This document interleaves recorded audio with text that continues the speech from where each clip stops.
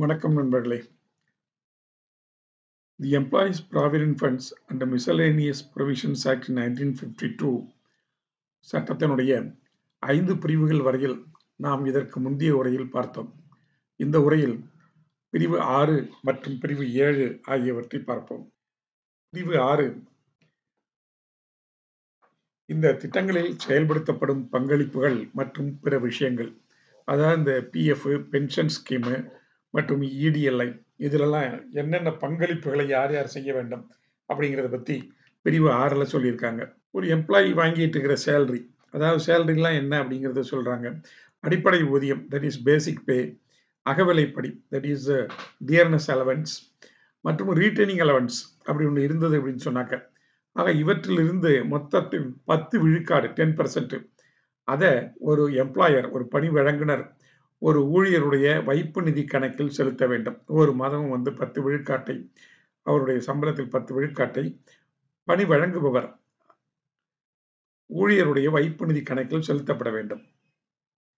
பணி வழங்குபவரால் நேரடியாக பணியில் அமர்த்தப்பட்டவர் அல்லது ஒப்பந்தக்காரரால் அல்லது ஒப்பந்தக்காரர் மூலமாக பணியில் அமர்த்தப்பட்ட அனைத்து ஊழியர்களுக்கும் இது பொருந்தும். ஊழியர் ஒருவரின் பங்களிப்பு பணி வழங்குபவர் ஓர் ஊழியருக்காக எவ்வளவு தொகை வழங்குகிறாரோ அதற்கு சமமாக இருக்கும். இதுதான் நம்ம ஈக்குவல் கான்ட்ரிபியூஷன் அப்படின்னு சொல்றோம். ஸோ எம்ப்ளாயர் எவ்வளவு அமௌண்ட் கொடுக்குறாரோ, அதாவது அந்த சேலரியில் 10% அப்படின்னு சொல்லி எவ்வளோ அமௌண்ட் கொடுக்குறாரோ அதே அமௌண்ட்டு எம்ப்ளாயோட சேலரியிலேருந்து பிடிச்சி அவர் வைப்பு நிதியில் கிரெடிட் பண்ணுறாரு.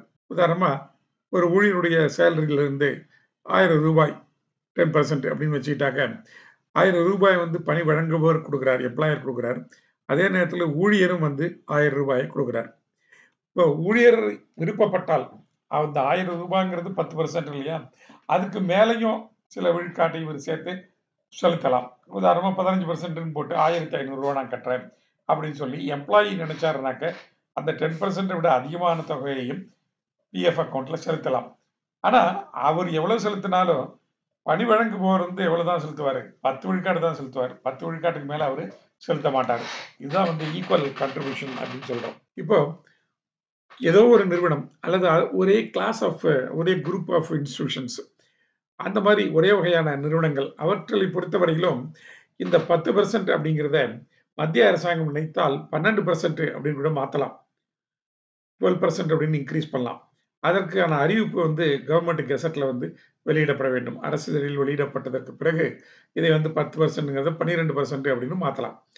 அது எந்த ஒரு நிறுவனத்திற்கு, குறிப்பிட்ட நிறுவனத்திற்காகவோ அல்லது ஒரே வகைப்பட்ட நிறுவனங்களுக்காகவோ மத்திய அரசாங்கம் மாற்ற வேண்டும் என்று நினைத்தால் மாற்றி வழங்கலாம். இவ்வாறு கணக்கிடப்படும் பங்களிப்பு தொகையின் மதிப்பு ஃப்ராக்ஷன்ல இருந்துன்னு வச்சுங்க, பின்னமா இருந்தது அப்படின்னு சொன்னாக்க அதனை அதற்கு மிக அருகில் உள்ள முழு ரூபாயாகவோ அல்லது அரை ரூபாயாகவோ அல்லது கால் ரூபாயாகவோ மாற்றிக்கொள்ளலாம். ஸோ 12% அப்படின்னாக்க 11 ரூபா 50 பைசா அப்படி வருது அப்படின்னு சொன்னாக்க, ஸோ அது 11 ரூபா 50 பைசா அப்படின்னு வச்சுக்கலாம். 11 ரூபா 73 பைசா அப்படி வருது அப்படின்னு சொன்னாக்க அதை 12 ரூபாய் அப்படின்னு மாற்றிக்கலாம். எக்ஸ்பிளனேஷன் 1. இந்த பிரிவுக்கான விளக்கம்.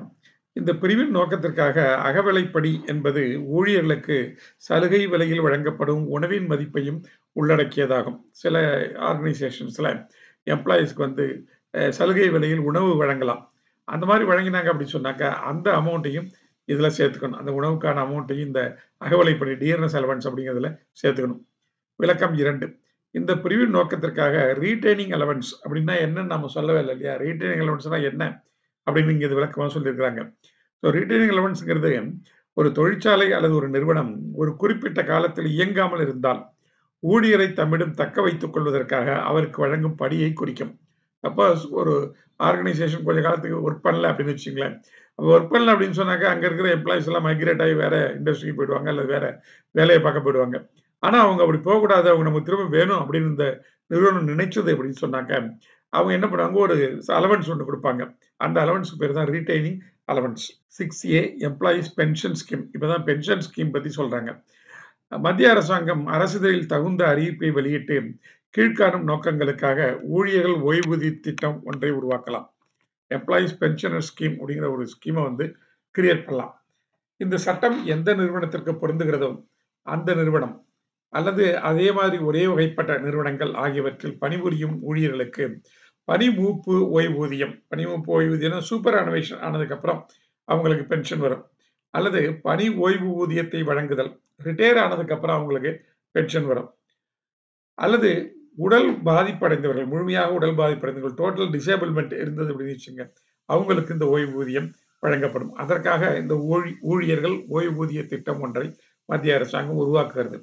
ஊழியரை இழந்த அவரது மனைவி, ஊழியர் இல்ல இறந்து விட்டார் அப்படின்னு சொன்னாக்க அவருடைய மனைவி, அல்லது மனைவி இறந்து விட்டால் கணவர், அல்லது குழந்தைகள், அல்லது ஆதரவை இழந்த குழந்தைகளுக்கான ஓய்வூதியம் ஆகியவற்றை வழங்குதல் ஆகியவை இந்த திட்டத்தின் கீழ் நிறைவேற்றப்படும் பணிகளாகும். RA2 இந்த பென்ஷன் ஸ்கீம் இது இம்ப்ளிமெண்ட் பண்ணணும் அப்படின்னு சொன்னாக்க அதுக்கு ஒரு ஃபண்ட் வேணும் இல்லையா? அந்த ஃபண்டை பத்தி பேசுறது 6A2. பிரிவு 6ல் குறிப்பிடப்பட்டுள்ள விஷயங்கள் குறித்து கவலை இல்லாமல் ஓய்வூதிய திட்டம் உருவாக்கப்பட்ட பின் எவ்வளவு விரைவாக முடியுமோ அவ்வளவு விரைவாக ஓய்வூதிய நிதி பென்ஷன் ஃபண்ட் ஒன்று உருவாக்கப்பட வேண்டும். ஸோ அந்த பென்ஷன் கொடுக்கறதுக்காக பென்ஷன் ஃபண்ட் அப்படிங்கிற ஒரு அமௌண்ட்டை கிரியேட் பண்ணணும்.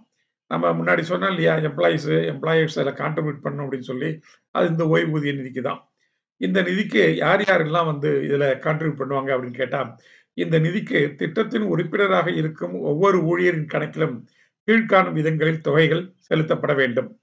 பிரிவு 6ல் குறிப்பிட்டுள்ளபடி பணி வழங்குபவரால் செலுத்தப்படும் பங்களிப்பில், அதாவது அந்த 10% சொன்னோம் இல்லையா, அதிலிருந்து ஊழியரின் அடிப்படை ஊதியம், அகவிலைப்படி மற்றும் தக்கவைப்பு படி ஆகியவற்றின் கூடுதலில் 8.33 விழுக்காட்டுக்கு மிகாத தொகை 8.33% அந்த அமௌண்ட்டை வந்து அதுக்கு மேல போகாம அந்த அமௌண்ட்டை வந்து பணி வழங்குனர் அல்லது எம்ப்ளாயர் அவர்கள் கொடுக்க வேண்டும்.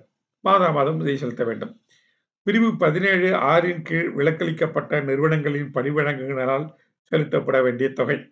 இந்த PF ஆக்டுக்கு சில எக்ஸம்ஷன்ஸ் இருக்கு. சில establishments are exempted from this act. அந்த மாதிரி எஸ்டாப்ளிஷ்மெண்ட்ஸ் இருந்தது அப்படின்னு சொன்னாக்க அவங்க செலுத்த வேண்டிய தொகை அதை அவர்கள் செலுத்த வேண்டும். ஓய்வூதிய திட்டம் உருவாக்கப்பட்ட நாளில் ஊழியர்களின் குடும்ப ஓய்வூதிய திட்டத்தில் இருக்கும் நிகர தொகை. இந்த ஆக்ட் வரதுக்கு முன்னாடி employees pension scheme, family pension scheme இருந்தது. அந்த ஃபேமிலி பென்ஷன் ஸ்கீம்ல ஏதாவது அமௌண்ட் இருந்தது அப்படின்னு சொன்னாக்க அந்த அமௌண்ட் எல்லாம் இந்த ஸ்கீமுக்கு, இந்த ஃபண்டுக்கு மாற்றப்படும். பாராளுமன்றத்தால் இந்த சட்டம் அங்கீகரிக்கப்பட்ட பிறகு மத்திய அரசினால் குறிப்பிடப்படும் தொகைகள் ஏதாவது இருந்ததுன்னா அந்த தொகைகளும் இந்த ஓய்வூதிய நிதியில் வர வைக்கப்படும். RA3 புதிய ஓய்வூதிய நிதி உருவாக்கப்பட்ட பிறகு, இந்த பென்ஷன் ஃபண்டை கிரியேட் பண்ணதுக்கு அப்புறம் அந்த பழைய ஸ்கீம் இருந்தது இல்லையா, ஃபேமிலி பென்ஷன் ஸ்கீம், குடும்ப ஓய்வூதிய திட்டம், அந்த திட்டம் நடைமுறையில் இருக்காது. அதை வந்து நிறுத்திடுறாங்க. பழைய திட்டத்தில் இருக்கும் அனைத்து சொத்துக்களும் புதிய திட்டத்திற்கு மாற்றப்படும். முன்னாடியே சொன்னதுதான். அதே மாதிரி எப்படி அசட்ஸை மாத்துறாங்களோ அதே மாதிரி லைபிலிட்டிஸ் ஏதாவது இருந்ததுனாக்க பழைய ஸ்கீம் கீழே அந்த லைபிலிட்டிஸும் வந்து இந்த புது ஸ்கீமுக்கு மாற்றப்படும். பழைய திட்டத்தின் பொறுப்புகள் யாவும் புதிய திட்டத்தின் நிதிக்கு எதிராக நடைமுறைப்படுத்தப்படும். பயனாளிகள் அனைவரும் பழைய திட்டத்தின் கீழ் என்ன பயன்களை பெற்று வந்தார்களோ அதற்கு கொஞ்சமும் குறையாத பயன்களை புதிய திட்டத்தின் கீழ் பெறுவார்கள். ஸோ புதிய திட்டம்ங்கிறது இந்த புதிய ஓய்வூதிய நிதியிலிருந்து வழங்கப்படுகின்ற நன்மைகள். இந்த நன்மைகள் பழைய திட்டத்திலிருந்து யாராவது வாங்கிட்டு இருந்தாங்கன்னா அங்க என்ன வாங்கிட்டு இருந்தாங்களோ அதற்கு கொஞ்சமும் குறையாத பயன்கள் இங்கேயும் கிடைக்கும். 6A4 ஓய்வூதிய நிதியை ஓய்வூதிய திட்டத்தில் குறிப்பிடப்பட்ட முறையில் மத்திய வாரியம் நிர்வகிக்கும். ஸோ இதுக்குன்னு ஒரு போர்டு கிரியேட் பண்றோம் அப்படின்னு முன்னாடியே சொல்லியிருக்கோம். அந்த போர்டு தான் இதை வந்து அட்மினிஸ்டர் பண்ணுவாங்க. இந்த சட்டத்தின் ஷரத்துக்களுக்கு உட்பட்டு ஓய்வூதிய நிதி திட்டம் அட்டவணை 3ல் குறிப்பிடப்பட்ட அனைத்து விஷயங்களையுமோ அல்லது குறிப்பிடப்பட்ட சில விஷயங்களையும் செயல்படுத்தும். ஷெட்யூல் 3 ஒன்று இருக்கு. அந்த ஷெட்யூல் இந்த ஆக்ட்ல கொடுத்துருக்காங்க. அந்த ஷெட்யூல்ல என்னென்ன விஷயங்கள்லாம் சொல்லியிருக்காங்களோ அந்த விஷயங்களை எல்லாம் இந்த திட்டத்தின் கீழ் செயல்படுத்துவார்கள். இந்த ஷெட்யூலை பார்த்துடலாம் நாம. இந்த ஓய்வூதிய திட்டத்தின் அனைத்து பிரிவுகளுமோ அல்லது குறிப்பிடப்பட்ட சில பிரிவுகளோ இந்த திட்டத்தில் குறிப்பிடப்பட்ட தேதிக்கு முன்பாக இருந்தோ அல்லது அதற்கு பிறகோ நடைமுறைக்கு வரும் என்று திட்டத்தில் குறிப்பிடலாம். இந்த ஸ்கீம்ல சொல்லலாம் இது எப்ப வந்து செயல்பாட்டுக்கு வரும் அப்படிங்கிறத. அந்த தேதி வந்து பின்னாடி இருந்தாலும் இருக்கலாம் அல்லது முன்னாடி இருந்தாலும் இருக்கலாம். இப்ப நம்ம ஷெட்யூல் 3 பார்த்துடலாம். ஷெட்யூல் 3ல என்னென்ன விஷயங்கள்லாம் சொல்லியிருக்காங்க அப்படின்னா, employees or class of employees to whom the pension scheme shall apply. So யார் யாருக்கெல்லாம் இந்த பென்ஷன் ஸ்கீம் பொருந்தும் அப்படிங்கிறத பத்தி சொல்லணும். The time within which the employees who are not members of the family pension scheme, முன்னாடி இருந்த அந்த ஃபேமிலி பென்ஷன் ஸ்கீம்ல யார் யாரெல்லாம் மெம்பரா இல்லையோ அவங்க எந்த காலத்திற்குள்ள இந்த பென்ஷன் ஸ்கீமுக்கு வந்து சேரலாம் அப்படிங்கிறத பத்தி சொல்லணும். The time within which the employees who are not members of the family pension scheme under section 6A as it stood before the commencement of the Employees Provident Funds and Miscellaneous Provisions Act 1996, hereafter in this schedule referred to as the Amending Act, shall opt for the pension scheme. 3. The portion of employer's contribution to the Provident Fund which shall be credited to the pension fund and the manner in which it is to be credited. So, employer contribution இருக்கு இல்லையா, அந்த கான்ட்ரிபியூஷன்ல எந்த amount அதை வந்து நம்ம இந்த pension ஃபண்டுக்கு provident ஃபண்டுக்கு நாம credit பண்ணணும் அப்படிங்கிறத சொல்லணும். அதே மாதிரி என்ன மேனர்ல அதை கிரெடிட் பண்ணணும் அப்படிங்கிறதையும் சொல்லணும். Minimum qualifying service for being eligible for pension and the manner in which the employees may be granted the benefits of their past service under section 6A as it stood before the commencement of the amending act. So, எத்தனை ஆண்டுகள் சேவை புரிந்திருந்தால் ஒரு ஊழியர் இந்த திட்டத்தில் சேரலாம் அப்படிங்கிறத பத்தி சொல்லணும். The regulation of the manner in which and the period of service for which no contribution is received. ஒரு ஊழியர் அவருக்கு வந்து இந்த தொகை வழங்கப்படவில்லை, ஒரு குறிப்பிட்ட காலத்திற்கு இந்த தொகை வழங்கப்படவில்லை, கிரெடிட் ஆகல அப்படின்னாலோ, அல்லது எந்த விதமான தொகையும் வரப்பெறவில்லை அப்படின்னாலோ அதை எப்படி டீல் பண்றது அப்படிங்கிறத பத்தி சொல்லணும். 6. The manner in which employees' interest will be protected against default in payment of contribution by the employer. ஒருவேளை பணி வழங்குபவர் ஊழியருடைய கணக்கில் அவர் செலுத்த வேண்டிய தொகையை செலுத்தாமல் விட்டுவிட்டால், பணி வழங்குபவர் செலுத்த வேண்டிய தொகையை செலுத்தாமல் விட்டுவிட்டால், அப்ப ஊழியருடைய இன்ட்ரெஸ்ட் எவ்வாறு பாதுகாக்கப்படும், ஊழியருடைய நலம் எவ்வாறு பாதுகாக்கப்படும் என்பதை சொல்ல வேண்டும். 7. The manner in which the accounts of the pension fund shall be kept and investment of monies belonging to the pension fund to be made subject to such pattern of investment as may be determined by the central government. So, இந்த pension ஃபண்ட்ல இருக்கிற அமௌண்ட்டை சும்மா வச்சுட்டு இருக்க முடியாது இல்லையா, ஐடியலா வச்சுட்டு இருக்க முடியாது. அதனால என்ன பண்ணுவாங்க, அந்த அமௌண்ட்டை என்ன பண்ணுவாங்க, இன்வெஸ்ட் பண்ணுவாங்க.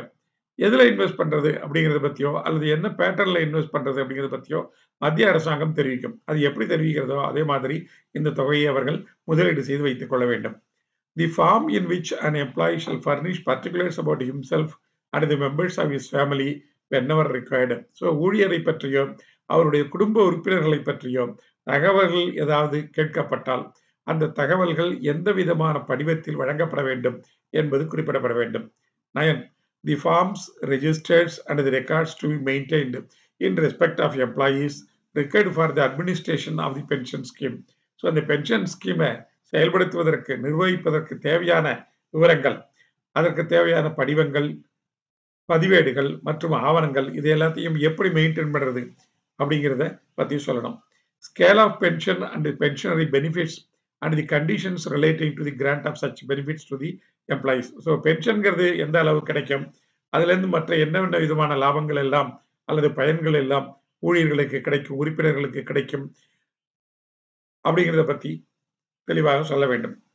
The manner in which the exempted establishments have to pay contribution towards the pension scheme and the submission of returns relating thereto.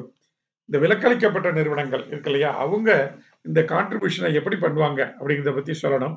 அவங்க அந்த மாதிரி பண்ணினாக்கா அதுக்கு உண்டான கணக்குகள் எவ்வாறு தாக்கல் செய்யப்படும் அப்படிங்கிறத பத்தியும் சொல்லணும். ரிட்டர்ன்ஸ் எப்படி சப்மிட் பண்ணணும் அப்படிங்கிறத பத்தி சொல்லணும். 12. The mode of disbursement of pension and the arrangements to be entered into with such disbursing agencies as may be specified for the purpose. எப்படி இந்த பணத்தை வந்து பென்ஷன் ஓய்வூதியத்தை ஊழியர்களுக்கு, ஓய்வு பெற்ற ஊழியர்களுக்கு எந்த முறையில் வழங்குவார்கள், அதுக்கு என்ன மெத்தட் வச்சிருக்காங்க. ஒருவேளை இதை ஏதாவது ஒரு ஏஜென்சிட்ட கொடுத்து அந்த ஏஜென்சி டிஸ்ட்ரிபியூட் பண்ணும் அப்படின்னு சொன்னாக்க அந்த மெத்தட் என்ன அப்படிங்கிறத பத்தி சொல்லணும். 13. The manner in which the expenses for administering the pension scheme will be met from the income of the pension fund. இந்த ஓய்வூதிய நிதியை நிர்வாகம் செய்வதற்காக சில செலவுகள் இருக்கு இல்லையா, அந்த செலவுகளை எப்படி எங்கிருந்து எடுப்பார்கள், பென்ஷன் ஃபண்ட்ல இருந்து எப்படி எடுப்பார்கள், அதனுடைய வருமானத்திலிருந்து எப்படி எடுப்பார்கள் அப்படிங்கிறத பத்தி சொல்லணும். 14.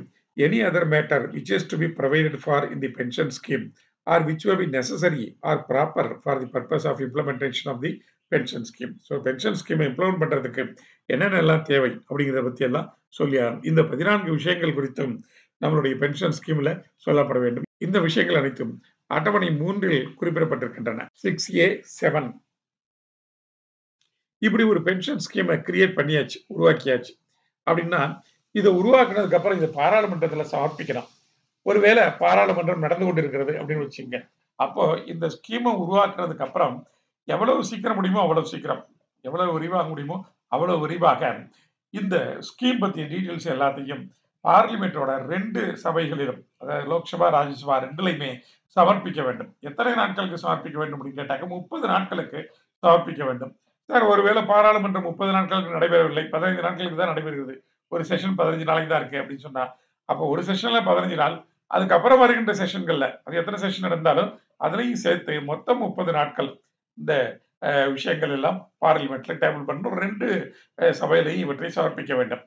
அப்படி சமர்ப்பிச்சதுக்கு அப்புறம் ஒருவேளை பாராளுமன்றத்தினுடைய 2 அவைகளும் இந்த விஷயத்துல சில திருத்தங்களை செய்ய வேண்டும் அப்படின்னு சொல்றாங்க அப்படின்னாலோ, அல்லது இது ஏதாவது நீங்க இம்ப்ளிமெண்ட் பண்ணாமலே விட்டுறணும் அப்படின்னு அவங்க சொல்றாங்களோ, எந்த விதமான மாற்றமும் செய்யப்படாமல் விட்டுவிட வேண்டும் அப்படின்னு அவங்க சொன்னால் அதை நாம செயல்படுத்த வேண்டும், அதை அரசாங்கம் செயல்படுத்த வேண்டும். ஸோ அது அந்த அமர்வுல சொல்லலாம், அதுக்கு அடுத்த அமர்வுகளிலும் சொல்லலாம். ஸோ அந்த என்ன மாற்றங்கள் அவர்கள் சொல்கிறார்களோ அந்த மாற்றங்களுடன் இது செயல்படுத்தப்பட வேண்டும். ஆனா இந்த மாதிரி சொல்றதுக்கு முன்னாடி வேற ஏதாவது முடிவுகள் எடுக்கப்பட்டிருந்தால், வேற ஏதாவது செயல்படுத்தப்பட்டிருந்தால் அந்த விஷயங்களை இந்த முடிவு பாதிக்காது. Employees provident fund and miscellaneous provisions act 1952ல section 6C employees deposit linked insurance scheme, அதாவது வைப்பு தொகையுடன் இணைந்த ஊழியர்கள் காப்புறுதி திட்டம் அப்படிங்கிற ஒரு திட்டத்தை செயல்படுத்தி இருக்கிறாங்க. நம்ம 3 திட்டங்கள் இருக்கு அப்படின்னு சொன்னோம் இல்லையா, அதுல இதுவும் ஒன்று. என்ன விதமான திட்டம் இது அப்படின்னு கேட்டாக்க, ஒரு வைப்பு தொகையை ஊழியர்கள் செலுத்த வேண்டும், அதற்கேற்ற மாதிரி அவர்களுக்கு ஒரு காப்புறுதி கிடைக்கும், இன்சூரன்ஸ் ஒன்று கிடைக்கும். அதுதான் 6C பேசப்படுகிறது. வைப்பு தொகையுடன் இணைந்த ஊழியர்கள் காப்புறுதி திட்டம், EDLI. வைப்பு தொகையுடன் இணைந்த ஊழியர்கள் காப்புறுதி திட்டம் அரசிதழில் அறிவிப்பதன் மூலம் மத்திய அரசாங்கம் உருவாக்குகிறது. இந்த சட்டம் எந்த நிறுவனத்திற்கு பொருந்துகிறதோ, எந்த வகைப்பட்ட நிறுவனத்திற்கு பொருந்துகிறதோ அந்த நிறுவனத்தின் ஊழியர்களுக்கு காப்பீட்டு பயன்களை வழங்க இந்த திட்டம் வகை செய்கிறது. 6C2 அங்க எப்படி பென்ஷன் ஸ்கீம் நம்ம ஒன்று இம்ப்ளிமெண்ட் பண்ணதுக்கு அப்புறம் அங்க பென்ஷன் ஃபண்ட் ஒன்று கிரியேட் பண்ணுமோ, அதே மாதிரி டெபாசிட் லிங்க்டு இன்சூரன்ஸ் ஃபண்ட் அப்படிங்கிற ஒன்று இங்க நாம கிரியேட் பண்ணணும்.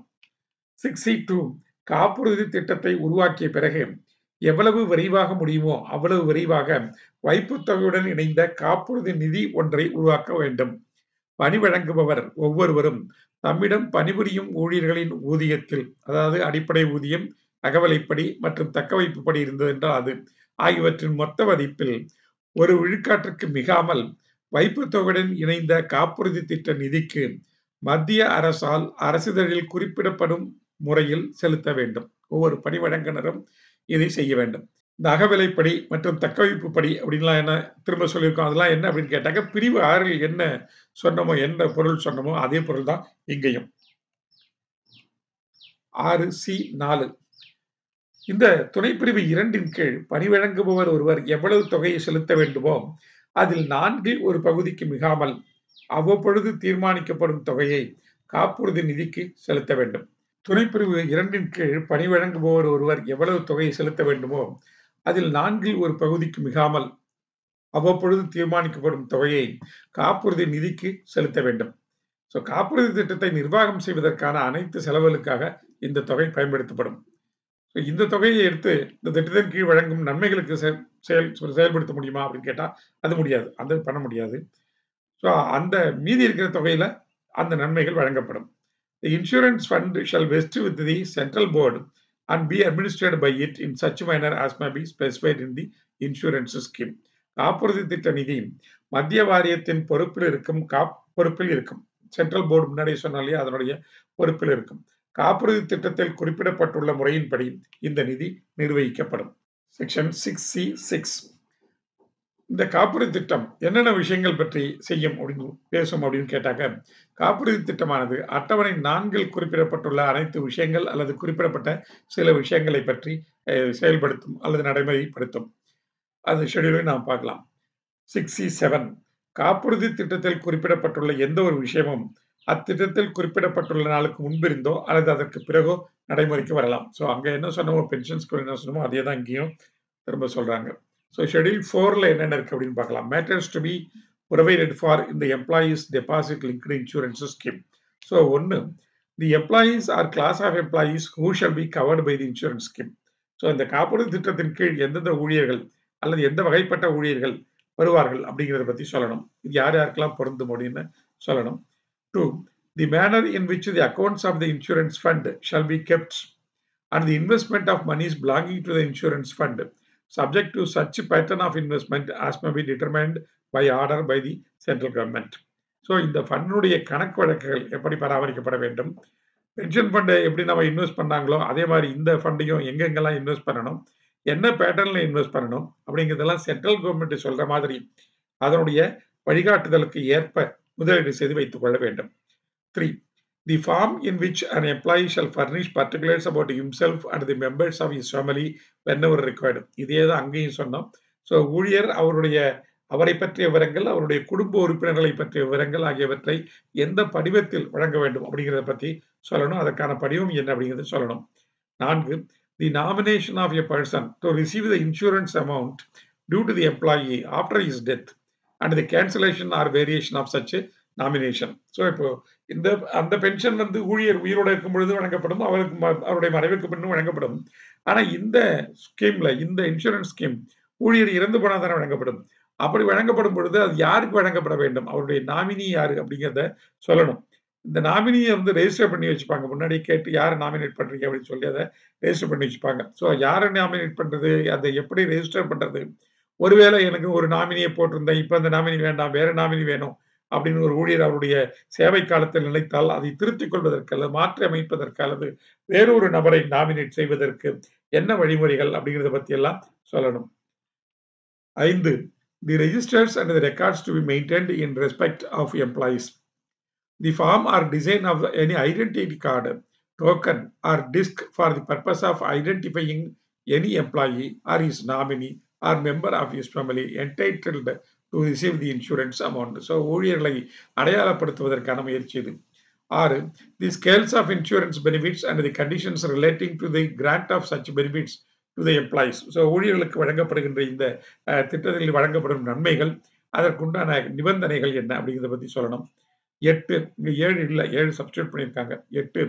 The manner in which the amount due to the nominee or the members of the family of the employee under the scheme is to be paid. எந்த முறையில் இது வழங்கப்பட வேண்டும், including a provision that the amount shall not be paid otherwise than in the form of a deposit in a savings bank account. So ஒரு savings bank அக்கவுண்ட்ல டெபாசிட்டா தான் இந்த தொகை வழங்கப்படும் அப்படிங்கிறத சொல்லணும். In the name of such a nominee or member of a family in any corresponding new bank specified in the first schedule to the Banking Companies Act 1970. 9. Any other matter which is to be provided for in the employee's deposit linked insurance scheme or which may be necessary or proper for the purpose of implementing the scheme. வேற ஏதாவது விஷயங்கள் சொல்லப்பட வேண்டும் என்றால் அதுவும் சொல்லப்பட வேண்டும். 6D.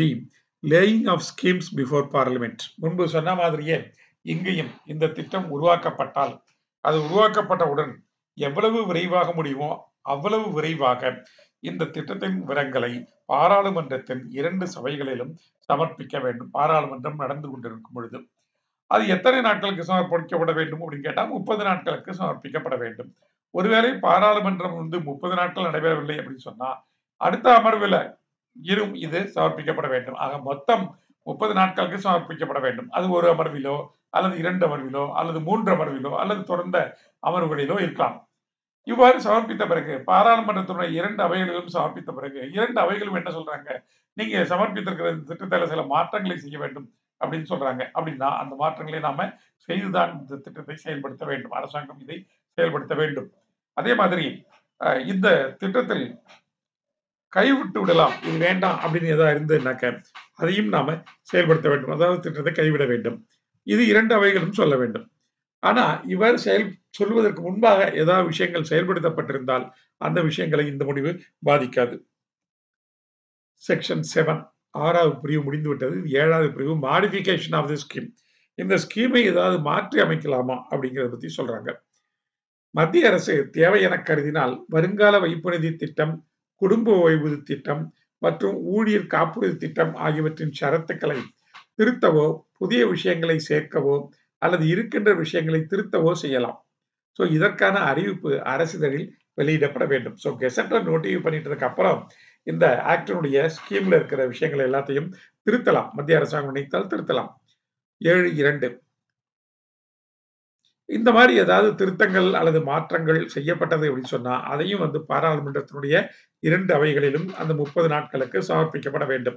அந்த 30 நாட்கள் என்பது ஓர் அமர்விலோ அல்லது 1 அல்லது 2 அல்லது அதற்கு மேற்பட்ட அமர்வுகளிலோ தொடரலாம். அமர்வுனா செஷன்.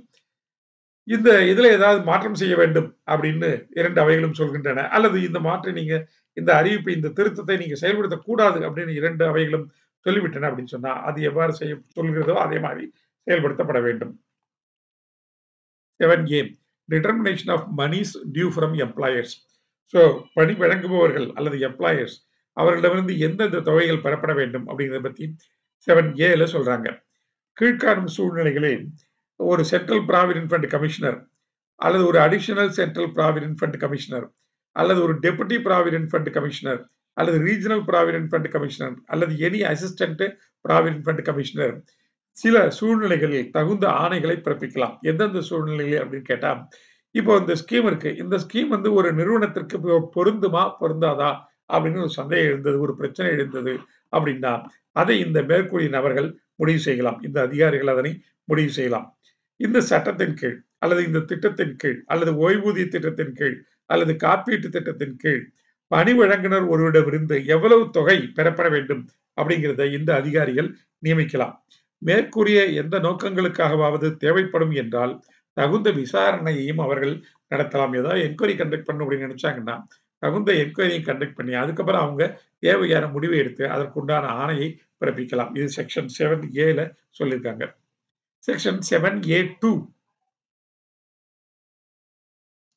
இது இந்த விசாரணை நடத்தும் அதிகாரி இருக்கார் இல்லையா, அவருக்கு என்ன அதிகாரம் இருக்கும் அப்படிங்கிறத பார்த்தாக்க உரிமையியல் நடைமுறை சட்டம் 1908ல என்னென்ன விஷயங்கள் இருக்கோ அந்தந்த விஷயங்கள் எல்லாம் இவருக்கும் பொருந்தும். அதாவது எந்த ஒரு நபரையும் நேரில் ஆஜராகுமாறு கட்டளையிடலாம் அல்லது உறுதிமொழியின் பெயரில் அவரை விசாரிக்கலாம். தேவைப்படும் ஆவணங்களை தேடி கண்டுபிடிக்கவும் சமர்ப்பிக்கவும் உத்தரவிடலாம். பிரமாணத்தின் பேரில் சாட்சிகளை பதிவு செய்யலாம்.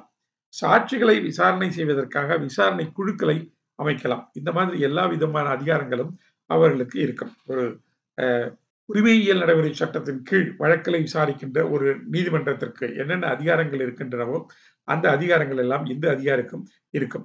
இத்தகைய எந்த ஒரு விசாரணையையும் இந்திய குற்றவியல் சட்டத்தின் பிரிவுகள் 193 மற்றும் 228 அதன் பொருளின்படியும் பிரிவு 196 நோக்கத்திற்காகவும் ஒரு நீதித்துறை நடவடிக்கையாக கருதப்படும்.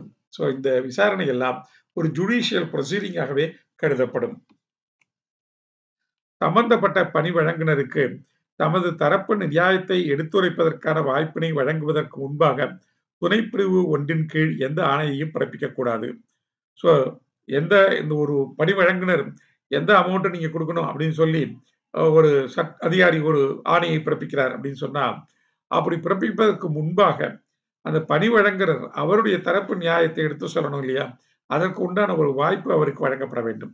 அந்த மாதிரி ஒரு வாய்ப்பு அவர் கொடுத்துட்டு, ஒரு ஆப்பர்ச்சுனிட்டி அவர் கொடுத்துட்டு அதுக்கப்புறம் தான் அதை கேட்டுக்கிட்டு அதுக்கப்புறம் தான் அந்த அதிகாரி தன்னுடைய ஆணையை பிறப்பிக்க வேண்டும், தன்னுடைய உத்தரவை பிறப்பிக்க வேண்டும். இப்போ பணி வழங்குனர் ஊழியர் அல்லது வேற ஒரு நபர் அவருக்கு வந்து விசாரணைக்கு வாங்க அப்படின்னு சொல்லி அவருக்கு சொல்லியிருக்காங்க. ஆனா அவர் தகுந்த காரணம் இல்லாமல் அவர் இந்த விசாரணைக்கு வரல. அப்படி இருந்தாலோ அல்லது சில ஆவணங்களை எல்லாம் சமர்ப்பிக்க வேண்டும், சில டாக்குமெண்ட்ஸை நீங்க சமர்ப்பிக்கணும் அப்படின்னு அவருக்கு சொல்லப்பட்டிருக்கிறது. அப்படி சொல்லப்பட்டும் அவர் அந்த ஆவணங்களை சமர்ப்பிக்கவில்லை அப்படின்னாலோ அல்லது ஒரு ஸ்டேட்மெண்ட் ஒரு அறிக்கையை சமர்ப்பிக்கணும் அப்படின்னு சொல்லி சொல்லப்பட்டும் அவர் அந்த அறிக்கையை சமர்ப்பிக்க தவறினாலோ விசாரணை நடத்தும் அதிகாரி சட்டம் பொருந்துவது பற்றி முடிவு செய்யவும், அவருக்கு இந்த சட்டம் பொருந்துமா பொருந்தாதா அப்படிங்கிறத பற்றி முடிவு செய்யவும் அல்லது பணி வழங்குனரால் செலுத்தப்பட வேண்டிய தொகை குறித்து முடிவெடுக்கவும் செய்யலாம். ஸோ அவருக்கு சம்பந்தப்பட்ட பணி வழங்குனருக்கு வாய்ப்பு கொடுக்கணும் அப்படின்னு நம்ம சொல்றோம். அவருடைய கேஸை சொல்றதுக்கு வாய்ப்பு கொடுக்கணும் அப்படின்னு சொல்றோம். ஆனா அவர் விசாரணைக்கு வாங்க அப்படின்னு சொல்லி அவர் வரல அப்படின்னு சொன்னாக்க, அப்போ தகுந்த காரணங்கள் இல்லாமல் அவர் வரல அப்படின்னு சொன்னால் அல்லது ஏதாவது ஒரு டாக்குமெண்ட்டை கொடுங்க அப்படின்னு சொல்லி அவர் அதை கொடுக்காம இருந்தால் இந்த மாதிரி நேரங்கள்ல அதிகாரி வந்து தானே அந்த முடிவை எடுத்து விடலாம். விசாரணையின் போது கிடைத்த சான்றுகளின் அடிப்படையிலும் பதிவு செய்யப்பட்டுள்ள மற்ற ஆவணங்களின் அடிப்படையிலும் இத்தகைய முடிவினை அவர் எடுக்கலாம். ஆனா இதுக்கு ஒரு எக்ஸம்ஷன் இருக்குமா? இருக்கு. என்ன இருக்கும் அப்படின்னு கேட்டா, 4 துணைப்பிரிவு 4 பணி வழங்குனர் ஒருவருக்கு எதிராக துணைப்பிரிவு 1 கீழ் ஒரு எக்ஸ் பார்ட்டி ஆணை பிறப்பிக்கப்பட்டிருந்தால், அவர் தான் வரலையே. அதனால அவர் வராதனால அவருக்கு எதிராக ஒரு ஆணை நாம பிறப்பிச்சாச்சு. அத்தகைய நபர் அந்த ஆணை தமக்கு தெரிவிக்கப்பட்ட நாளில் இருந்து 3 மாத காலத்திற்குள் அந்த ஆணையை விலக்கிக் கொள்ளுமாறு விண்ணப்பிக்கலாம். ஸோ 3 மாச காலத்துக்குள்ளார எக்ஸ் பார்ட்டி ஆர்டர் குடுத்துட்டாங்க. ஆனா 3 மாச காலத்துக்குள்ளார இத விலக்கிக் கொள்ளுங்கள் அப்படின்னு சொல்லி அவரு விண்ணப்பிக்கலாம். எப்ப விண்ணப்பிக்கலாம் அப்படின்னு கேட்டா, காரணம் காட்டுங்கள். நீங்கள் வந்து ஏன் நான் இந்த மாரி ஒரு ஆணையை பிறப்பிக்கக் கூடாது அப்படின்னு நீங்க எனக்கு காரணம் காட்டுங்கள் அப்படின்னு சொல்லி முதல்ல அவருக்கு ஒரு நோட்டீஸ் அனுப்புவாங்க.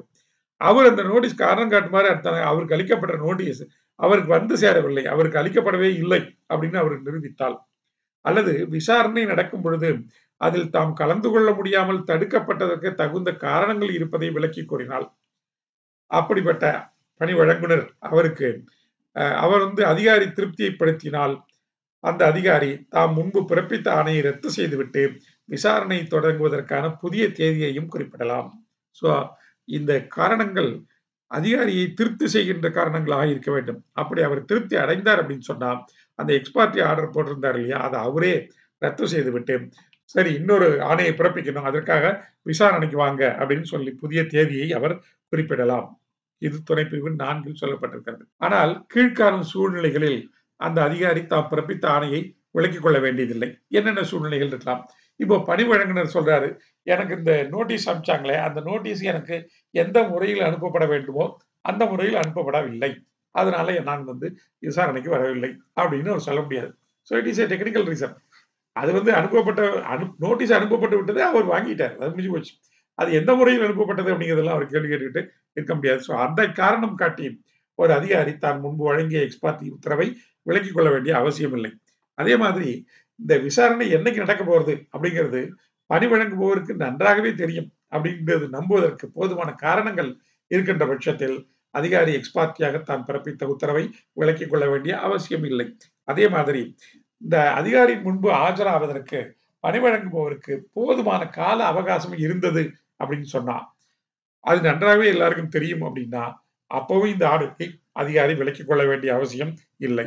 எக்ஸ் பார்ட்டியாக பிறப்பிக்கப்பட்ட ஒரு ஆணையை எதிர்த்து இந்த சட்டத்தின் கீழ் மேல்முறையீடு செய்யப்பட்டிருந்தால், அத்தகைய மேல்முறையீட்டு விண்ணப்பம் அளிக்கப்பட்டவராலேயே திரும்பவும் பெறப்பட்டு விட்டது என்ற காரணத்துக்காக அல்லாமல் வேறு அடிப்படையில் தீர்க்கப்பட்டிருந்தால், எக்ஸ் பார்ட்டி ஆணையை விலக்குவதற்கான எந்த விண்ணப்பத்தையும் இந்த துணைப்பிரிவின் கீழ் அனுமதிக்க முடியாது.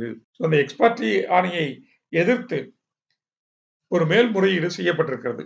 அதை வந்து தீர்த்து விட்டார்கள். அந்த மேல்முறை தீர்க்கப்பட்டு விட்டது அப்படின்னு சொன்னால், எக்ஸ் பார்ட்டி ஆணையை விலக்குவதற்கான எந்த விண்ணப்பத்தையும் இந்த துணைப்பிரிவின் கீழ் அனுமதிக்க முடியாது. ஒருவேளை அவருக்கு எகென்ஸ்டா போயிடுச்சு அப்படின்னு சொன்னாங்க, திரும்ப இங்க வந்து எனக்கு வந்து இதை விலக்கிக் கொள்ளுங்கள் அப்படின்னு அவரு கேட்க முடியாது. எப்போ என்ன ஒரே ஒரு கண்டிஷன் அப்படின்னு கேட்டாங்க, அந்த மேல்முறையீட்டு விண்ணப்பம் அளிக்கப்பட்டவர்களையும் திரும்பப்பட்டு விட்டது அப்படின்னாங்க, அப்போ ஓகே. அளிக்கப்பட்டவர்களையும் திரும்பப்பட்டு விட்டது அப்படின்னு சொன்னாங்க, அப்ப வந்து எக்ஸ் பார்ட்டில இவரு திரும்ப கேட்க முடியும். அதை ரத்து பண்ணுங்க அப்படின்னு கேட்க முடியும். ஆனா அந்த மாதிரி இல்லாம வேறு அடிப்படையில் அதை வந்து தீர்த்து விட்டார்கள் அப்படின்னு சொன்னாக்க, அப்ப வந்து எக்ஸ் பார்ட்டி ஆணை விலக்குவதற்கான விண்ணப்பத்தை அனுமதிக்க முடியாது. துணைப்பிரிவு 5 துணைப்பிரிவு 4 கீழ் இந்த துணைப்பிரிவின் கீழ் பிறப்பிக்கப்பட்ட ஆணையை விலக்கிக் கொள்ளுமாறு விண்ணப்பிக்கப்பட்டால், எதிர்த்தரப்பினருக்கு நோட்டீஸ் அளிக்காமல் அவ்வாறு செய்யக்கூடாது. ஸோ இப்போ ஒருத்தர் வந்து ex parte judgment ex parte ஆர்டரை வந்து விலக்கிக் கொள்ளுங்கள் அப்படின்னு கேட்கிறாரு அப்படின்னா, அப்ப எதிர்பார்ட்டி ஒருத்தர் இருப்பார் இல்லையா? அவருக்கு வந்து சொல்லணும். இந்த மாதிரி அவர் கேட்டிருக்காரு அப்படிங்கிறத சொல்லணும். அப்ப அவர் வந்து தன்னுடைய நியாயத்தை அவர் சொல்லணும். அதுக்கு ஒரு வாய்ப்பு இல்லாமல் இந்த ஆணையை ரத்து செய்யக்கூடாது. 7B Review of Orders Passed under Section 7A. So இந்த 7A கீழே என்னென்ன ஆர்டர்ஸ் போட்டிருக்காங்களோ அதை ரிவ்யூ பண்றதுக்கு ஏதாவது வழி இருக்கா அப்படின்னு கேட்டா எஸ். இந்த பிரிவு 7A 1 கீழ் பிறப்பிக்கப்பட்ட ஆணையினால் பாதிக்கப்பட்ட ஒருவர் மேல்முறையீடு எதுவும் செய்யாமல் இருந்து, அப்படி மேல்முறையீடு எதுவும் செய்யவில்லை அப்படின்னா, முக்கியமான புதிய விஷயம் அல்லது சான்று எதுவும் முன்பு தெரியாமல் இருந்து பின்னர் கண்டுபிடிக்கப்பட்டிருந்தால், ஏதோ ஒரு விஷயம் முக்கியமான ஒரு விஷயம் தெரியாம போயிடுச்சு அப்போ. அதாவது விசாரணை நடந்தபோது தெரியாம போயிடுச்சு. அல்லது அதுக்கு எவ்வளவோ இவர் முயற்சி எடுத்தா அது இவருக்கு கிடைக்கவில்லை. அந்த தகவல் இவருக்கு கிடைக்கவில்லை அப்படிங்கிற ஒரு பட்சத்தில், அது இப்ப தெரிஞ்சிருக்கு அப்படின்னு சொன்னால், அந்த மாதிரி நேரத்திலோ, அல்லது ஆணை பிறப்பிக்கப்பட்ட பொழுது அவரால் சமர்ப்பிக்க முடியாமல் போயிருந்தால், அந்த விஷயம் ஒன்று இருந்தது. அத வந்து அப்ப சப்மிட் பண்றதுக்கு என்னால முடியல அப்படிங்கிற பட்சத்திலோ, அல்லது மேலோட்டமாக பார்த்த பொழுது தெரியாமல் போன தவறு, மேலோட்டமா பார்க்கும் பொழுது ஒரு விஷயத்த விட்டுட்டாங்க, பார்க்காம விட்டுட்டாங்க. அல்லது பிழை, அல்லது வேறு ஏதேனும் தகுந்த காரணங்கள், இந்த மாரி காரணங்கள் இருந்தால், இந்த ஆணையை மறுபரிசீலனை செய்ய விரும்பினால், ஆணையை பிறப்பித்த அதிகாரியிடம் இதற்கான விண்ணப்பத்தை சமர்ப்பிக்கலாம். ஸோ நாங்க ஒரு முக்கியமான ஒரு விஷயம் ஒண்ணு சொல்லாம விட்டுட்டோம். அந்த விஷயம் எங்களுக்கு அப்போ கிடைக்காம போயிடுச்சு. நீங்க ஆர்டர் போட்டீங்க. அதனால இப்போ அந்த விஷயம் எங்களுடைய கவனத்திற்கு வந்திருக்கிறது. அதை இப்ப நாங்க சப்மிட் பண்றோம். இப்ப நீங்க இந்த ஆணையை மறுபரிசீலனை செய்யுங்கள் அப்படின்னு சொல்லி ஒரு விண்ணப்பத்தை கொடுக்கலாம். இந்த ஆணையை பிறப்பித்த அதிகாரி அதை மறுபரிசீலனை செய்ய வேண்டிய அவசியம் இருப்பதாக திருப்தி அடைந்தால், தாமே முன்வந்து அதனை மறுபரிசீலனை செய்யலாம். அவர் போட்ட ஆர்டர அவரே ரிவ்யூ பண்ணணும் அப்படின்னு நினைச்சாருன்னா, அதுக்கு போதுமான அவசியம் இருக்கு அப்படின்னு அவர் நினைச்சாருன்னா, அவரே மறுபரிசீலனை செய்யலாம். பிரிவு 2 துணைப்பிரிவு 1 கீழ் மறுபரிசீலனைக்காக அளிக்கப்படும் ஒவ்வொரு விண்ணப்பமும் இந்த திட்டத்தில் குறிப்பிடப்பட்ட வடிவத்தில் குறிப்பிடப்பட்ட காலத்திற்குள் சமர்ப்பிக்கப்பட வேண்டும். 3 மறுபரிசீலனைக்கான விண்ணப்பத்தை பெற்றுக்கொள்ளும் அதிகாரி மறுபரிசீலனைக்கான தகுந்த காரணங்கள் இல்லை என்று கருதினால் விண்ணப்பத்தை நிராகரித்து விடலாம். இவங்க சொல்ற காரணத்துக்காக வந்து நாம இதை ரத்து பண்ண வேண்டிய அவசியம் இல்லை அப்படின்னு அவர் நினைச்சாருன்னா இந்த விண்ணப்பத்தை அவர் நிராகரித்து விடலாம். அதாவது இப்போ இவங்க சொல்ற புதிய காரணங்கள் எதுவுமே வந்து அந்த ஆர்டர் பாதிக்க போறதில்லை அப்படின்னாக்க, இல்ல இந்த ஆர்டரை போட்ட ஆர்டரை அப்படியே தான் இருக்கும், அதை வித்ட்ரா பண்ணிக்கிறதுக்கு வாய்ப்பு இல்லை, அதை திரும்ப மறுபரிசீலனை பண்ண முடியாது அப்படின்னு இந்த இந்த புதுசா கொடுத்திருக்கிற விண்ணப்பத்தை நிராகரித்து விடலாம். 7B4 மறுபரிசீலனைக்கான விண்ணப்பம் அனுமதிக்கப்படலாம் என்று அதிகாரி கருதினால் அதனை அவர் அனுமதிக்கலாம். ஆனால் அவ்வாறு அனுமதிக்கும் முன்பு அவருக்கு முன்பிருக்கும் அனைத்து தரப்பினருக்கும் தக்க அறிவிப்பு அளிக்கப்பட வேண்டும். ஸோ இப்ப ரிவ்யூவை நான் வந்து அலோவ் பண்றேன் அப்படின்னு சொன்னாக்க அந்த அதிகாரி அந்த சம்பந்தப்பட்ட அனைத்து தரப்பினருக்கும் தகவல் அளிக்கப்பட வேண்டும். எந்த ஆணைக்கு எதிராக மறுபரிசீலனை மனு அளிக்கப்பட்டிருக்கிறதோ அதற்கு ஆதரவாக தங்கள் கருத்துக்களை தெரிவிப்பதற்காக அதிகாரியின் முன் ஆஜராகி அவர்கள் தங்களுடைய கருத்துக்களை எடுத்துரைப்பதற்கு அவர்களுக்கு வாய்ப்பு அளிக்க வேண்டும். சம்பந்தப்பட்ட மற்ற ஆட்கள் எல்லாம் இருக்காங்க இல்லையா, அவங்கெல்லாம் வந்து இந்த போட்ட ஆர்டர் வந்து கரெக்ட் தான் அப்படின்னு அவங்க எல்லாம் சொல்லிட்டு இருப்பாங்க. ஸோ அவங்க அந்த மாதிரி சொல்லிட்டு இருந்தா அவங்க ஏன் இது சரின்னு சொல்றாங்க அப்படின்றதுக்கான காரணங்களை அவங்க சொல்வதற்கு அவர்களுக்கு ஒரு வாய்ப்பு அளிக்க வேண்டும். இவ்வாறு தெரிவிப்பதற்கு முன்பாக விண்ணப்பத்தை ஏற்பதற்கான அனுமதியையும் வழங்கக்கூடாது. இந்த மாதிரி விண்ணப்பத்தை வந்து அவர் பண்ணியிருக்காரு, இதை நாங்கள் ஏற்கலாம் என்று நினைக்கிறோம், ஏற்கலாமா வேண்டாமா அல்லது உங்களுடைய கருத்துக்கள் என்ன அப்படிங்கிறத நீங்க தெரிவிங்கள் அப்படின்னு சொல்லி அவருடைய கருத்துக்களை கேட்டுக்கொண்டு அதற்கப்புறம் இந்த விண்ணப்பத்தை ஏற்பதற்கான அனுமதியை அவர் வழங்கவோ வழங்காமல் இருக்கவோ செய்யலாம். பி தற்போது புதிதாக கண்டுபிடிக்கப்பட்டுள்ள விஷயம் அல்லது சான்று ஆணை பிறப்பிக்கப்பட்ட போது தனக்கு தெரியவில்லை என்றோ அல்லது ஆணை பிறப்பிக்கப்பட்ட பொழுது தன்னால் சமர்ப்பிக்க இயலவில்லை என்றோ ஒருவர் தெரிவிக்கும் பட்சத்தில் அவரது கூற்றினை மெய்ப்பிப்பதற்கு போதுமான ஆதாரங்கள் இல்லை எனில் மறுபரிசீலனைக்கான விண்ணப்பத்தை அவர் அளிப்பதற்கு அனுமதி வழங்கக்கூடாது. ஸோ அந்த முன்னாடி சொன்ன அதே காரணங்கள் தான். அந்த காரணங்களால அவர் இப்ப சொல்றாரு அப்படின்னு சொன்னா அந்த காரணங்களை வந்து நிரூபிக்க முடியாது அப்படிங்கிற பட்சத்துல, அதுக்கு போதுமான ஆதாரங்கள் இல்லை அப்படிங்கிற பட்சத்துல இந்த மறுபரிசீலனைக்கான விண்ணப்பத்தை அனுமதிக்க கூடாது. 7B5 மேல்முறையீடு மறுபரிசீலனைக்கான விண்ணப்பத்தை நிராகரிக்கும் அதிகாரியின் ஆணைக்கு எதிராக மேல்முறையீடு செய்ய இயலாது. பிறப்பிக்கப்படும் ஆணைக்கு எதிராக மேல்முறையீடு செய்யலாம். மறுபரிசீலனைக்கான விண்ணப்பத்தை அவர் நிராகரிக்கிறார் அப்படின்னு சொன்னா அதுக்கு மேல நீங்க முறையீடு செய்ய முடியாது. ஆனால் மறுபரிசீலனைக்கு பிறகு பிறப்பிக்கப்படும் ஆணைக்கு எதிராக மேல்முறையீடு செய்யலாம். பிரிவு 7A கீழ் பிறப்பிக்கப்படும் அசல் ஆணைக்கு எதிராக மேல்முறையீடு செய்வது போலவே இதிலும் செய்யலாம். 7C determination of the escaped amount தவறுதலாக விடுபட்டு போன ஒரு தொகை, அந்த தொகையை வந்து எப்படி டிசைட் பண்றது? பிரிவு 7 அல்லது பிரிவு 7B கீழ் ஒரு பணி வழங்குனரிடமிருந்து செலுத்த வேண்டிய தொகை, அவரால் செலுத்தப்பட வேண்டிய தொகை நிர்ணயிக்கும் உத்தரவு பிறப்பிக்கப்பட்டிருந்தால் அந்த உத்தரவை பிறப்பித்த அதிகாரி என்ன செய்யலாம் அப்படிங்கிற போது, பணி வழங்குனர் எந்த ஒரு ஆவணத்தையும் அல்லது அறிக்கையையும் கிடைக்க செய்ய தவறியதன் காரணமாகவோ, அதாவது அவர் ஒரு ஆவணத்தையோ இல்லை ஒரு அறிக்கையோ கொடுக்காம விட்டுறாரு, அல்லது பணி வழங்குனரால் செலுத்தப்பட வேண்டிய சரியான தொகையை தீர்மானிக்க தேவையான அனைத்து முக்கியமான உண்மைகளையும் முழுமையாகவும் உண்மையாகவும் வெளிப்படுத்த தவறியதன் காரணமாகவோ, அத்தகைய பணி வழங்குனரிடமிருந்து குறிப்பிட்ட காலத்திற்கு பெறப்பட வேண்டிய தொகை அவரது கவனத்திற்கு வராமல் தப்பித்து விட்டது, அதிகாரியுடைய கவனத்துக்கு அது வரவில்லை, எஸ்கேப் ஆயிடுச்சு அப்படின்னு சொன்னா என்று நம்புவதற்கு காரணம் உள்ளதாக அந்த அதிகாரி நினைத்தால் அடுத்தது பிரிவு 7A அல்லது பிரிவு 7B ஆகியவற்றின் கீழ் குறிப்பிட்ட காலத்திற்கு செலுத்தப்பட வேண்டிய தொகையை தீர்மானிக்கும் பொழுது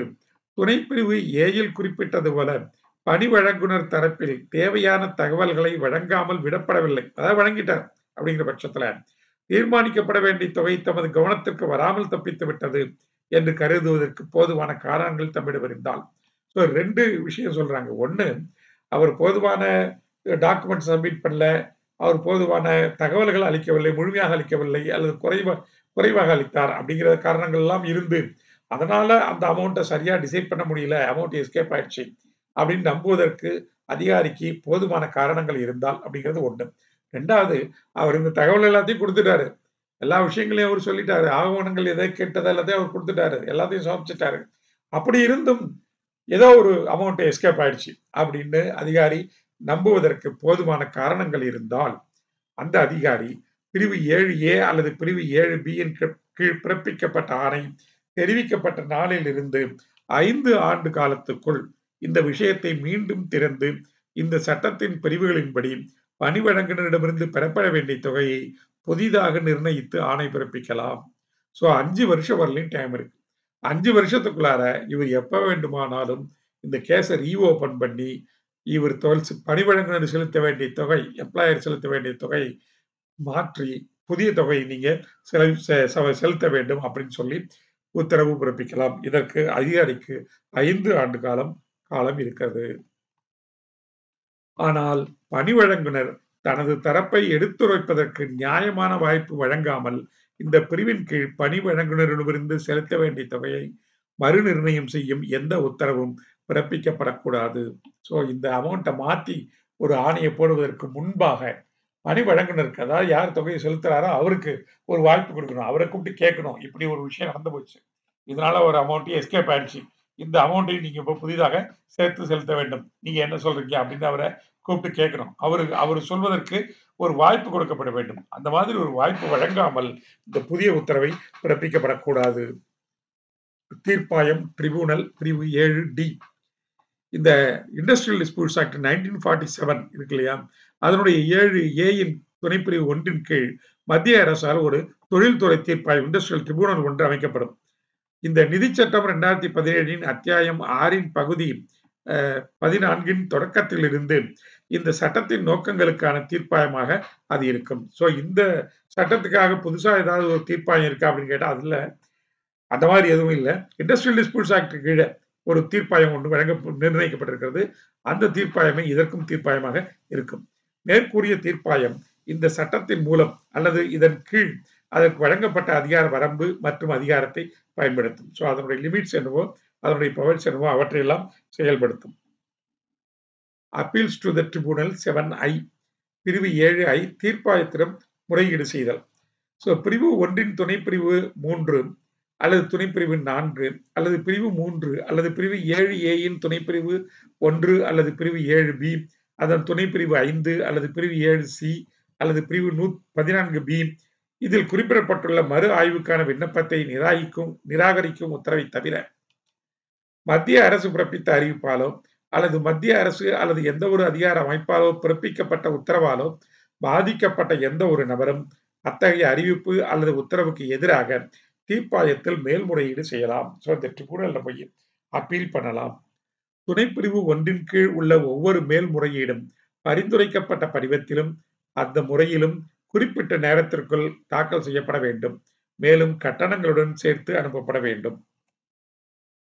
தீர்ப்பாயத்தினுடைய செயல்முறைகள். தீர்ப்பாயம் எப்படி செயல்படும்? ப்ரொசீஜர் ஆஃப் தி ட்ரிபியூனல்ஸ் பிரிவு 7J.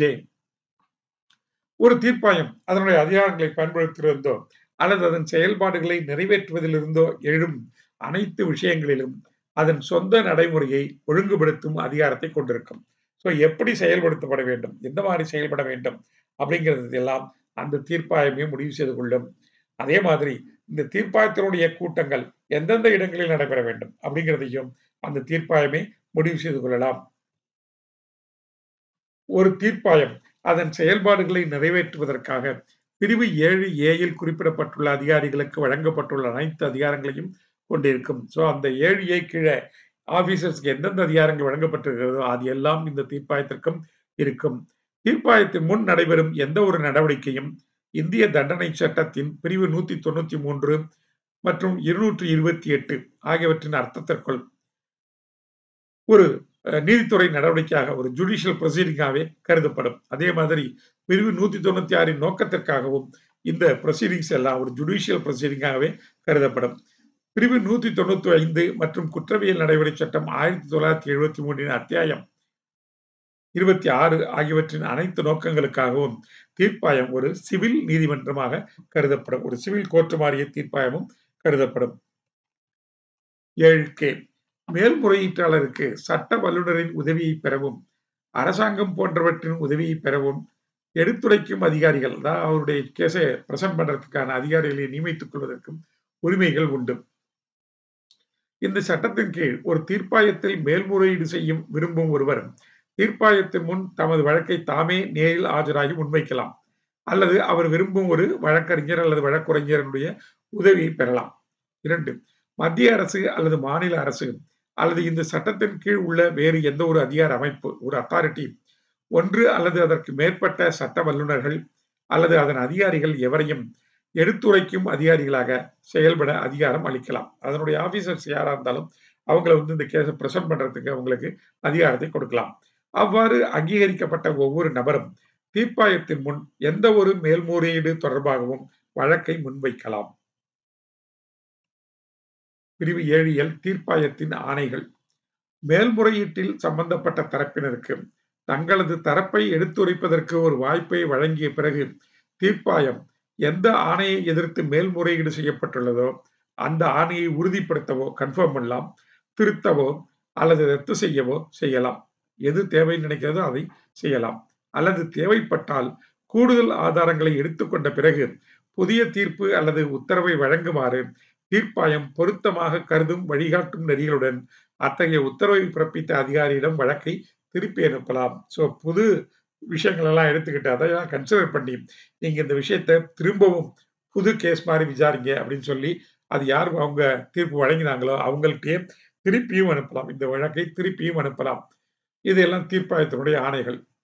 தீர்ப்பாயம் தான் உத்தரவிட்ட தேதியிலிருந்து 5 ஆண்டுகளுக்குள் பதிவேடுகளில் தெளிவாக தெரியும் எந்த ஒரு தவறையும் சரி செய்யும் நோக்கத்துடன் துணை பிரிவு 1 கீழ் பிறப்பிக்கப்பட்ட எந்த ஒரு உத்தரவையும் திருத்தலாம். அப்பேரண்டா தெரியுது, பார்த்தாலே தெரியுது இது தப்பு நடந்திருக்கு அப்படின்னு. அப்படி தெரியுது அப்படிங்கிற பட்சத்துல 5 ஆண்டு காலத்திற்குள்ளார அதனை சரி செய்யும் நோக்கத்துடன் ஒரு ஆணையை பிறப்பிக்கலாம், தீர்ப்பாயமும் பிறப்பிக்கலாம். மேல்முறையீட்டில் உள்ள தரப்பினர் எவரேனும் அத்தகைய தவறை அதன் கவனத்திற்கு கொண்டு வந்தால் உத்தரவில் அத்தகைய திருத்தத்தை செய்யலாம். பணி வழங்குனரால் செலுத்தப்பட வேண்டிய தொகையை அதிகரிக்கின்ற அல்லது அவரது பொறுப்பை லைபிலிட்டியை கூட்டுகின்ற விளைவை கொண்ட ஒரு திருத்தம், அப்படி ஒரு திருத்தத்தை செய்யணும் அப்படின்னா தீர்ப்பாயம் அவருக்கு அவ்வாறு செய்ய வேண்டும் என்ற தனது நோக்கத்தை அறிவிக்க வேண்டும். இந்த ஆர்டரை நாங்க அமெண்ட் பண்ண போறோம், இதுல தப்பு இருக்கிறதா எங்களுக்கு தோணுது, அதனால நாங்க இதை அமெண்ட் பண்றோம். இப்ப அமெண்ட் பண்றதுனால நீங்க செலுத்த வேண்டிய தொகை அதிகரிக்கும், உங்களுக்கு லைபிலிட்டி இன்க்ரீஸ் ஆகும், அதனால நீங்க என்ன சொல்றீங்க அப்படின்னு சொல்லி அவருக்கு ஒரு நோட்டீஸ் கொடுக்கணும். தீர்ப்பாயம் அவருக்கு அவ்வாறு செய்ய வேண்டும் என்ற தனது நோக்கத்தை அறிவிக்க வேண்டும். அவர் தம்முடைய தரப்பு வாதத்தை எடுத்துரைக்க நியாயமான வாய்ப்பை வழங்கியிருந்தால் ஒழிய அத்தகைய திருத்தம் இந்த துணை பிரிவின் கீழ் செய்யப்படக்கூடாது. இந்த பிரிவின் கீழ் பிறப்பிக்கப்பட்ட ஒவ்வொரு உத்தரவின் நகலையும் மேல்முறையீட்டில் சம்பந்தப்பட்ட அனைத்து தரப்பினருக்கும் தீர்ப்பாயம் அனுப்பும். 4. மேல்முறையீட்டை இறுதியாக விசாரித்து தீர்ப்பாயம் பிறப்பிக்கும் தீர்ப்பே இறுதியானது. இந்த தீர்ப்பை நீங்க எந்த ஒரு கோர்ட்லையும் எடுத்து போய் கொஸ்டின் பண்ண முடியாது. 7O மேல்முறையீட்டின் மீது கட்டணம் செலுத்துதல். பிரிவு 7Aயில் குறிப்பிடப்பட்டுள்ள அதிகாரியால் நிர்ணயிக்கப்பட்டபடி பணி வழங்குனரால் செலுத்தப்பட வேண்டிய தொகையில் 75 விழுக்காட்டை டெபாசிட் செய்யாவிட்டால் அவர் தாக்கல் செய்யும் எந்த ஒரு மேல்முறையீட்டையும் தீர்ப்பாயம் ஏற்றுக்கொள்ளாது. ஸோ ஏதாவது ஒரு அப்பீல் பண்ணணும் அப்படின்னு சொன்னா அதுல செலுத்தப்பட வேண்டிய தொகை இருந்ததுன்னா அந்த தொகைக்கு 70% டெபாசிட் பண்ணிட்டு தான் அதுக்கப்புறம் நீங்க மேல்முறையீட்டை தாக்கல் செய்ய முடியும். இந்த பிரிவின் கீழ் டெபாசிட் செய்ய வேண்டிய தொகையை தீர்ப்பாயம் தள்ளுபடி செய்யலாம் அல்லது குறைக்கலாம். ஆனால் அவ்வாறு செய்வதற்கான முறையான காரணங்கள் எழுத்து வடிவில் பதிவு செய்யப்பட வேண்டும். அவ்வாறு பதிவு செய்த பிறகுதான் அவருக்கு இந்த சலுகையை நீங்கள் அளிக்கலாம். பிரிவு 7P குறிப்பிட்ட சில விண்ணப்பங்களை தீர்ப்பாயத்திற்கு மாற்றுதல். இந்த 19A அப்படிங்கிற பிரிவு நீக்கப்படுவதற்கு முன்பாக இப்பிரிவின் கீழ் அளிக்கப்பட்டு மத்திய அரசிடம் நிலுவையில் இருக்கும் விண்ணப்பங்கள், அந்த விண்ணப்பங்கள் எந்த நிறுவனங்கள் சம்பந்தப்பட்டவையோ அவற்றுக்கான அதிகார எல்லையை கொண்ட தீர்ப்பாயங்களுக்கு அந்த விண்ணப்பங்கள் மாற்றப்படும். 19A பிரிவு நீக்கப்பட்டு விட்டது அப்படிங்கிறதுனால அந்த பிரிவின் கீழ் இருக்கின்ற நிலுவையில் இருக்கின்ற விண்ணப்பங்கள் அந்த எந்த தீர்ப்பாயம் பொருத்தமானதோ அந்த தீர்ப்பாயத்திற்கு மாற்றப்படும். இந்த விண்ணப்பங்கள் தீர்ப்பாயத்திடம் செய்யப்பட்ட முறையீடுகள் போலவே கருதப்படும். 7Q பணி வழங்குனர் செலுத்த வேண்டிய வட்டி. இந்த சட்டத்தின் கீழ் பணி வழங்குனரால் செலுத்தப்பட வேண்டிய எந்த ஒரு தொகைக்கும் அந்த தொகை செலுத்தப்பட வேண்டிய தேதியிலிருந்து செலுத்தப்படும் தேதி வரை நிலுவையில் உள்ள காலத்திற்கு ஆண்டுக்கு 12 விழுக்காடு விகிதத்தில் அல்லது திட்டத்தில் குறிப்பிடப்பட்டுள்ளபடி அதிக விகிதத்தில் தனி வட்டியை செலுத்த வேண்டியிருக்கும். பணி வழங்குனர் அந்த தொகைக்குண்டான வட்டியையும் செலுத்த வேண்டியிருக்கும். திட்டத்தில் குறிப்பிட்டுள்ள அதிக வட்டி விகிதம் எந்த ஒரு அட்டவணை வங்கியும் தான் கொடுத்த கடனுக்காக வசூலிக்கும் வட்டி விகிதத்தை விட அதிகமாக இருக்கக்கூடாது. ஸோ இந்த ஸ்கீம்ல ஏதாவது ஒரு இன்ட்ரெஸ்ட் ரேட் போட்டிருக்காங்க அப்படின்னு சொன்னா ஷெட்யூல்டு பேங்க்ஸ் அவங்களுடைய லோனுக்கு என்ன இன்ட்ரெஸ்ட் ரேட்டு வசூல் பண்றாங்களோ அதை விட அதிகமான ரேட்டை குறிப்பிட முடியாது. தேங்க்யூ. இதுவரையில் employees provident fund and miscellaneous provisions ஆக்டில் உள்ள பிரிவு 6 மற்றும் 7 ஆகியவற்றை பற்றி விரிவாக பார்த்தோம். இன்னும் மேலும் உள்ள பிரிவுகள் குறித்து அடுத்த உரையில் விவாதிக்கலாம். அதுவரையில் நன்றி, வணக்கம்.